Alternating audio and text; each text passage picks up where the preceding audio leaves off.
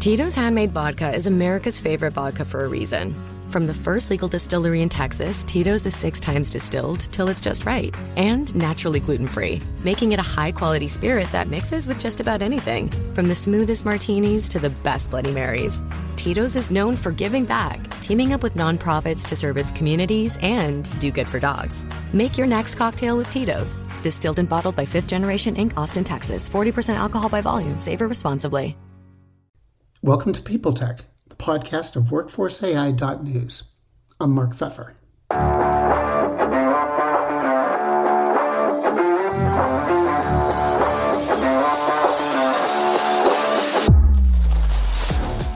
Today I chat with Brett Coyne, the Chief Transformation Officer at Findem. They use AI to automate and consolidate what goes on at the top of the talent acquisition funnel. We're going to talk about AI and how it fits into talent acquisition, changing perceptions about it, and the dynamics of vendors and users, all on this edition of PeopleTech. Hi, Brett. What's going on out there in terms of AI and talent acquisition technology? Are things still as nutty as they were, say, a year ago? Or was the whole question about AI and having to deal with AI settling down? I think it depends on who you ask. It felt like a year ago. AI wasn't a new concept at all. It just seemed to really, really, really come to the surface. But it does seem like there's a lot more fear and lack of understanding a year ago. It does feel like right now people are starting to get a little bit of a handle on it. It's not taking people's jobs. That was maybe the year ago perception. It can really help enhance if you let it. And I think, we go from there, right? So it still feels like there's a lot of ambiguity and lack of understanding, but it does feel like things are a little more calm and there's a little better understanding than there was a year ago. Can you talk a little bit about the pressure that both sides are under, meaning the customers are feeling pressure to do the right thing with AI. Vendors like Findem are under pressure to provide the right things using AI. How is that balancing out? That's a good question. My experience in talent acquisition is often the vendors are ahead of the users. So people building products tend to not be talent acquisition people, and they find needs or niche in the market and they build, and then sometimes it's ahead of its time, and it feels like that's where we are. From a feeling pressure perspective, the way I would answer that question is some people are feeling pressure, some are not. I think with AI the advantage of now being practitioner for a long time, moving to a vendor job, what's fun is I get to talk to all these practitioners. I think the normal third rule applies here. There's a third that are early adopters. They're putting pressure on themselves because they want to be ahead of the curve, innovative leaders. There's the middle pack, a third who, there's maybe some pressure coming from the company. Can you be implementing AI to drive productivity gains and efficiency? And I think what's really behind that question from CFOs, for example, is can you reduce your headcount and do more with less? That's kind of where the conversation goes. And I can see those leaders are actually feeling the pressure. And then the third, I'd say they're not there yet. And the company's not putting pressure on them. They're not putting pressure on themselves. They're taking a wait and see. On the vendor side, it's pressure to help vendors gain a deep understanding of where, how, and when to use AI, and really measuring and showing ROI that by adopting AI in certain areas of a workflow, for example, that it really is saving time. And it's really helping the recruiter or the sourcers, it's improving the life of the customer. It feels like we're still at the beginning stages of that. There are certainly some proof of concepts and some customers who have really adopted and said, wow, I feel it. I can definitely, we had one last week where I am now with a customer who said something that we've implemented for them it's led to a drastic reduction in time spent doing a historically very menial task. This episode is brought to you by Indeed. Stop waiting around for the perfect candidate. Instead, use Indeed sponsored jobs to find the right people with the right skills fast. It's a simple way to make sure your listing is the first candidates see. According to Indeed data, sponsored jobs have 4 times more applicants than non-sponsored jobs. So go build your dream team today with Indeed.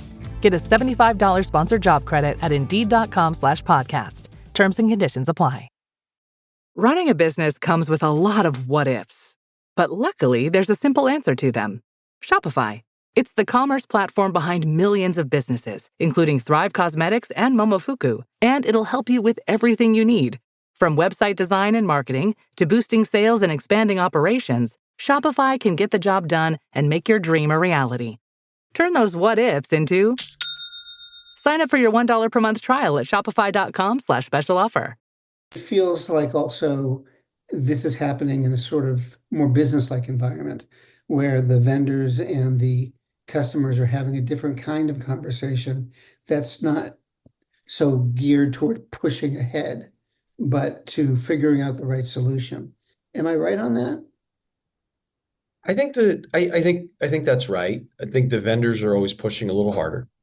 One of the things I've noticed, like I said, the concept of AI has been around a long time. I was at Intuit forever, and back in 2016, 17, we were testing machine learning and AI tools to do things. Nowhere near where they are today, but the vendors are always in more of a rush, it feels like. Yep. Because the point I was going to make was we live, sleep, breathe AI every day. If you're working in a technology vendor that's AI first.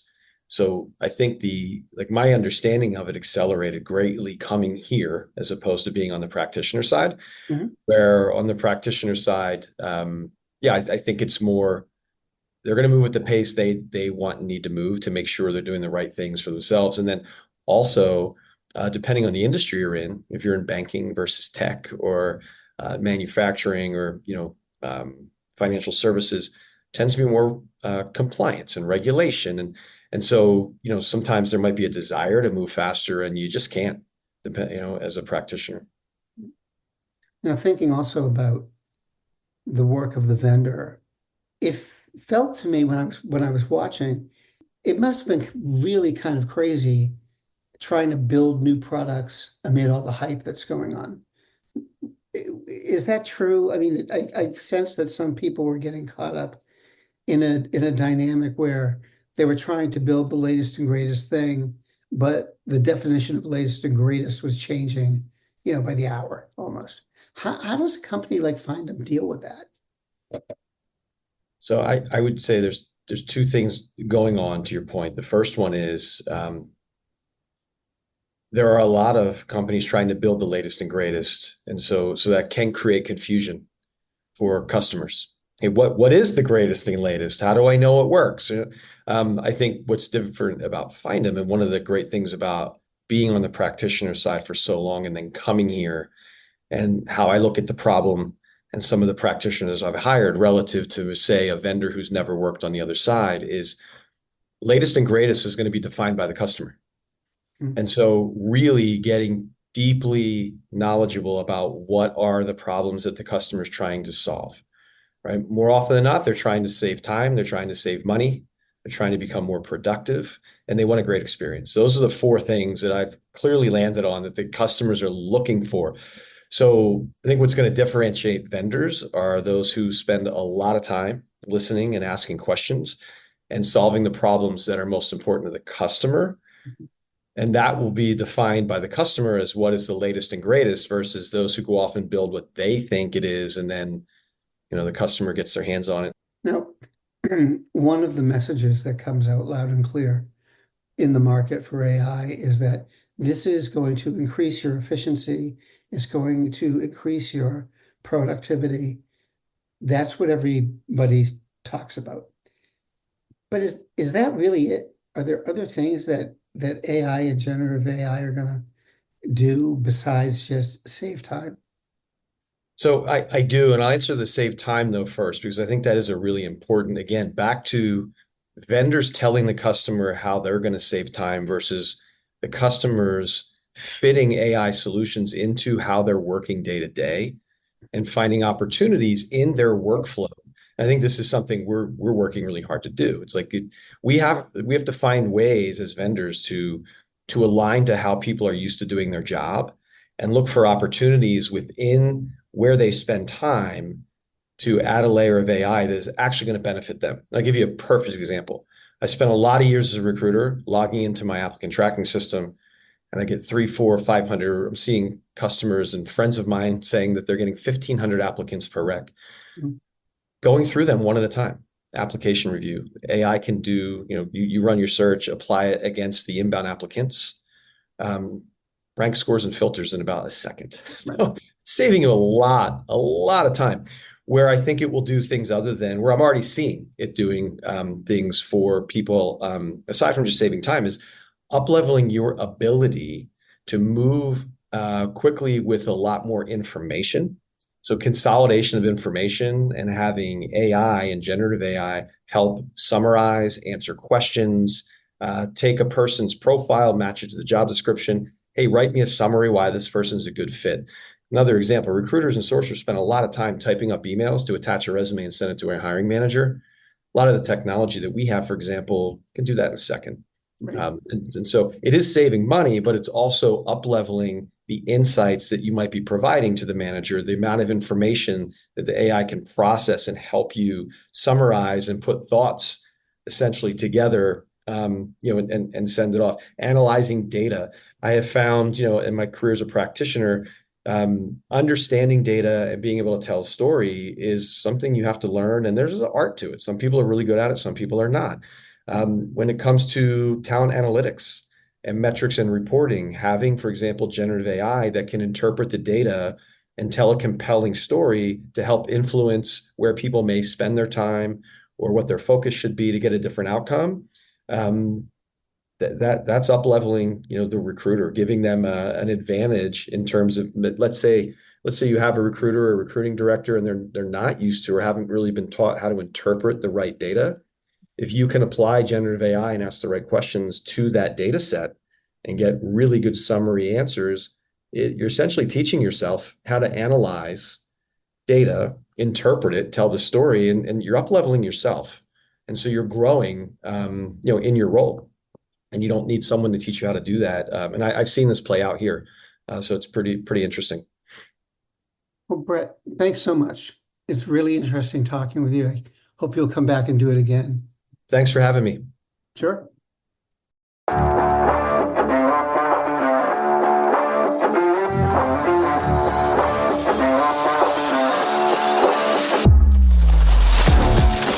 My guest today has been Brett Coyne, the Chief Transformation Officer at Findem. And this has been PeopleTech, the podcast of WorkforceAI.news.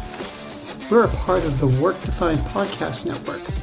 Find them at www.wrkdefined.com. And to keep up with AI technology and HR, subscribe to Workforce AI Today. We're the most trusted source of news in the HR tech industry. Find us at www.workforceai.news. I'm Mark Pfeffer.